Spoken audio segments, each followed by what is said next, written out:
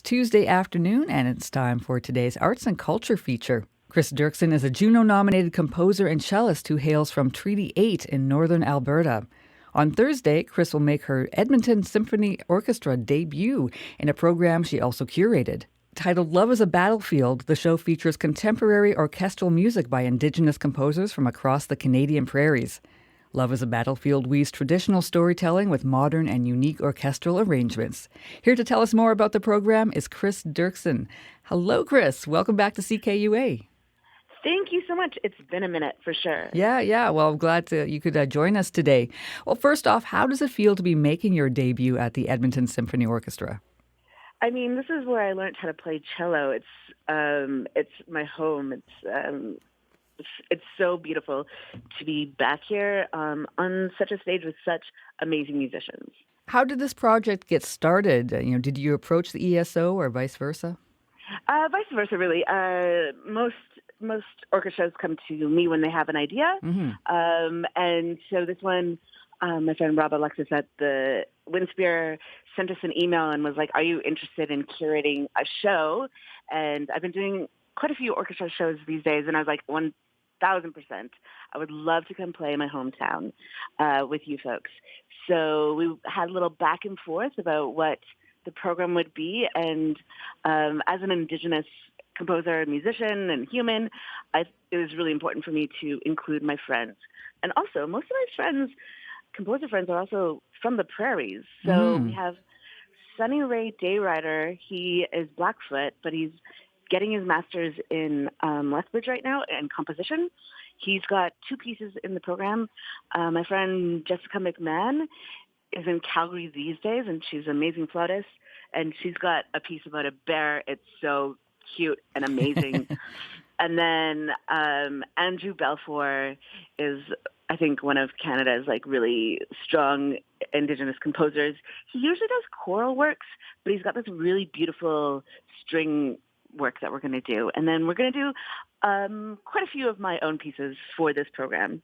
Yeah, a couple of your pieces are actually premiering at the Edmonton Symphony Orchestra. Can you tell us a little bit about your writing process? Does a piece come together fairly quickly after the initial inspiration, or are you constantly kind of going back and fixing things? I think, for me, composition, comes in various different forms. Because I'm a cellist, sometimes it comes just straight from me noodling around on my cello and the tactile feel of things. And other times I'm just at the computer with the nerdy computer program, Sibelius, putting notes on a page and trying to imagine where I want to go with it. Right. So it's a little bit of both for me. But it also, sometimes pieces come so fast, and other times it's quite the arduous process. It really depends. A deadline is always helpful. Yeah, for sure. But what are the inspirations behind the pieces, your pieces in this program? I mean, okay, I guess the title is a little bit misleading because I am not Pat Benatar, and we're not going to do any Pat Benatar covers. I was going to ask something about Pat Benatar, but... no covers for this program. So the title Love is a Battlefield came from a commission that Calgary Philharmonic got me to do, and the theme they gave me was love. And so for me, I'm married, and I understand the peaks and valleys of a relationship, and the goal is to stay together, and nobody wins if one person wins in a fight, nobody wins really. You gotta come together. That's the winning. So Love is a Battlefield is a little bit about the peaks and valleys of a relationship and growing together and staying together. And I'm not too sure how it really got to be the title of this entire program, but when it did, I did change my program a little bit, and I am bringing my wife to the stage with me, and we are going to do a few Indigenous love songs for you as well. Oh, great. So not just about fighting. There's also the reconciliation in it. Oh, wonderful. Now, as I mentioned earlier, you're a cellist, and creating music with cello, what do you love about it, and what is challenging about that?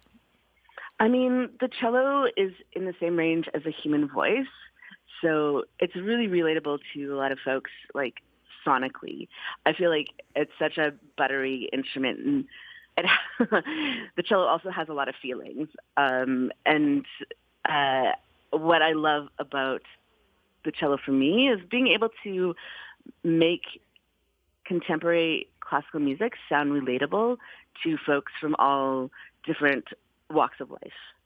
And I think the cello, because it is in the same range as the human voice, does make it more relatable. I want to go back, and you mentioned Sunny Ray Day writer Jessica McMahon and 𝗟𝗏𝗏𝗀 as your friends.